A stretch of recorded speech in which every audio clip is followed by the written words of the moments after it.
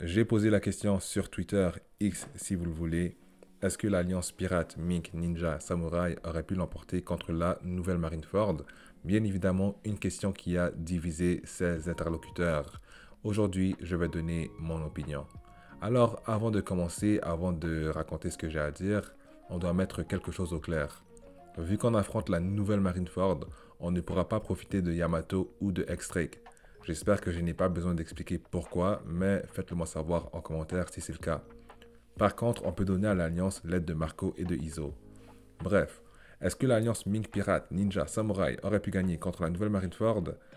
Comprenons ceci, l'armée de Kaido était composée d'environ 20 000 soldats contre 4 000 au niveau de l'alliance. La nouvelle Marineford est composée de 100 000 soldats. Je répète, 100 000 soldats. Le fait est que les plus forts de l'Alliance sont arrivés sur le toit égratigné, normalement nous indique que tout le monde est susceptible de se fatiguer contre un nombre trop important de fantassins. Maintenant, quelque chose d'autre à rapporter sur la table, Otama, son pouvoir sur Marineford ne lui servirait à rien. Ok? Nada, que dalle, rien du tout. Alors que sur Wano, c'est probablement ce qui a changé la donne pour les combattants sur la Grande Place. Les soldats de la marine sont aussi équipés d'armes à feu et de pacifistas. Malheureusement, ok, j'ai de la peine, mais le groupe d'Hyogoro et compagnie vont se faire nettoyer, d'accord? Anéantir par les troupes de la marine.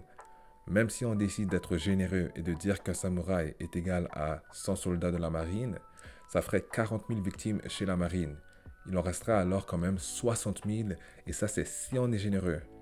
La réalité c'est que les PNJ chez la marine rivalisaient avec les PNJ de l'Alliance de Newgate. Ces deux fonctions n'ont aucune raison d'avoir des fantassins inférieurs aux fantassins de l'Alliance. Mais bon, disons que c'est la pleine lune et on a une centaine de Mink enragés sur le terrain, pour faire plaisir. Maintenant, on va parler des gros joueurs juste pour le plaisir, ok? À la place des Tobiropo, on n'a pas les corsaires, mais on a les séraphins. Donc aucune traîtrise de leur part, rien de chelou comme à Marineford, aucun touriste, on a 7 machines de guerre prêtes à tuer, avec S-Gecko qui récupère des cadavres. Et cette fois, contrairement à Onigashima, on n'a pas cette incompétente de Big Mom, je suis vraiment désolé pour les fans de Big Mom, ok? Mais on n'a pas Big Mom pour One Shot Page 1 et Norphée Ulti. Donc, on n'a personne pour sauver Nami et Usopp. On a aussi vu ce que les séraphins ont fait sur Egghead. Le S-Snake qui bat Franky en 3 secondes, on est vraiment loin du niveau de Sasaki. Ok, il faut comprendre cela, le S-Bear et le S-Hawk qui se battent contre Luffy, Zoro, Lucci et Kaku. D'accord? C'est pas un feat qui aurait pu être réplicable par Usu ou Sasaki. Zoro qui va aussi mentionner le point faible des séraphins, mais les 4 restent incapables de les coucher, c'est compliqué. Alors là, on a une situation où les deux séraphins les plus puissants peuvent s'occuper d'épuiser Marco, tandis que le reste affronte les Mugi hors Monster Trio. Pour les Mugi, le résultat est clair, aucune chance qu'ils gagnent contre ces monstres. Ils se font aussi nettoyer. Marco va alors rester occupé par de puissants séraphins jusqu'à épuisement. Ensuite, il faut même faire attention à l'araignée et ses menottes de granit marin. C'est tout ce que je vais dire. Là, on a les fourreaux rouges qui peuvent gagner contre certains vice-amirals, disons-le. Ça va dépendre, il y a quand même Smoker qui, je pense, sera un problème. Il y aura aussi les séraphins qui auront vaincu les chapeaux de paille rapidement pour aider contre les fourreaux rouges. Et en plus de ça, ok, pour donner un semblant de canon, on peut même rajouter Aramaki, qui on a pu voir se battre contre les fourreaux rouges dans l'œuvre. Je vois pas en quoi Raizo, avec 100% d'HP, se serait pas fait one-shot par Aramaki. Mais bon, les fourreaux aiment attaquer en groupe, on peut faire un match-up contre Aramaki, quelques séraphins et des vice-amiraux pour imiter un peu Kaido Fourreau Rouge. Le groupe d'Aramaki sortirait vainqueur selon moi, mais dites-moi ce que vous en pensez en commentaire, surtout que les fourreaux auraient déjà eu à se battre contre plusieurs fantassins juste avant. Maintenant, on a nos plus grands joueurs, Luffy, Zoro, Law, Kid et Sanji, qui auront la responsabilité de coucher Akainu, Kizaru, Fujitora, Garp et Sengoku. Alors Luffy, normalement il va se battre contre le chef, son combat commencerait sans le Gear 5 et sans le HDR avancé. Zoro se battra contre Fujitora, les pistes de l'équipe adverse. Sanji contre Kizaru. Kid et Killer, vas-y, on va les donner Garp. Quant à Law, il se battra contre Sengoku, vu qu'il a l'historique avec Corazon, on aura quelques dialogues intéressants.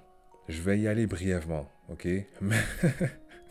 Je vais y aller brièvement et honnêtement, mais sentez-vous libre de partager vos désaccords avec moi en commentaire. L'eau est intelligent et quand même assez fort, mais ce serait mentir d'essayer de nous dire que ses moments les plus forts dans l'œuvre, il ne les a pas tous eus dans des situations 1v2 où il pouvait profiter d'un adversaire distrait qui ne faisait pas attention. Ok? Sengoku est un soldat entraîné, un stratège hors pair considéré comme digne par le roi des pirates. Seul, il a pu tenir Teach et son équipage au complet, certes, avant que plusieurs obtiennent leurs fruits, mais ils étaient plus nombreux, c'est un nombre plus important que le nombre de pirates de Barbe Noire qui s'étaient battus contre l'eau, qui n'a pas tenu super longtemps. Donc en 1v1, je mise sur Sengoku. Maintenant, est-ce que Garp peut prendre Kid et Killer à la fois? Vous m'avez donné vos réponses pour ce sondage, voilà ce que j'ai à dire là-dessus. Le combat commence et Killer se prend le blue hole de sa vie, ok? Avant que Kid puisse réagir, je suis désolé, mais ça va se passer comme ça, d'accord? Après, Kid et Killer, j'imagine, ont un bon travail d'équipe entre les deux, mais on part de Garp là, ok? C'est sans sous-estimer Kid, mais un adversaire qu'Aokiji admet lui-même qu'avec Shiryu et compagnie, une victoire aurait peut-être pas été possible sans la troupe d'acteurs de Shiryu, d'accord? Alors, à moins de penser que Kid et Killer peuvent battre Shiryu et Kuzan, la victoire reviendrait à Garp. Quant à Zoro et Sanji début Onigashima, est-ce que je peux réellement dire qu'ils auraient pu battre les amiraux? Kizaru, assez rapide pour dominer le Snakeman post-Wano avec une défense le permettant de se protéger de ce dernier assez facilement, même rivaliser avec le Gear 5 momentanément et se relever d'une attaque de HDR avancée. Je suis désolé, mais encore une fois, je ne vois pas Sanji sortir victorieux d'un affrontement pareil. Quant à Zoro, la dernière fois qu'il a eu la chance de se battre contre Fujitora, il dut utiliser toutes ses forces contre un mec qui essayait à peine. J'ai foi qu'aujourd'hui Zoro pourrait power up au besoin, mais si on prend le Zoro début Onigashima, Fujitora semble avoir juste trop d'expérience pour perdre contre Zoro. Et j'imagine que ce combat est un peu plus libre à l'interprétation, surtout si Zoro débloque son HDR+.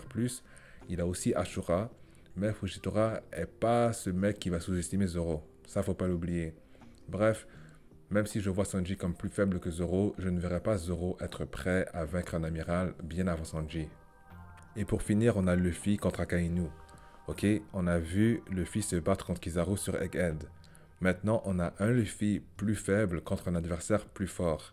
Rappelons-nous que si Luffy a la chance de débloquer son HDR+ à Wano, c'est parce qu'il copie Kaido. Il sent les coups de massue dans son âme. Comme on dit, il comprend sa douleur. Alors si on prend Akainu à la place de Kaido, ce n'est même pas sûr qu'il obtienne ce pouvoir. Donc on a un Luffy qui doit minimum utiliser son Gear 4 pour avoir une chance de gagner.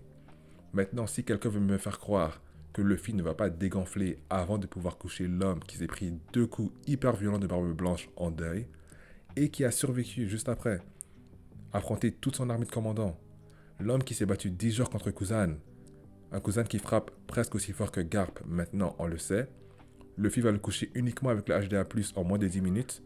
Ah mais t'es bourré, je suis désolé.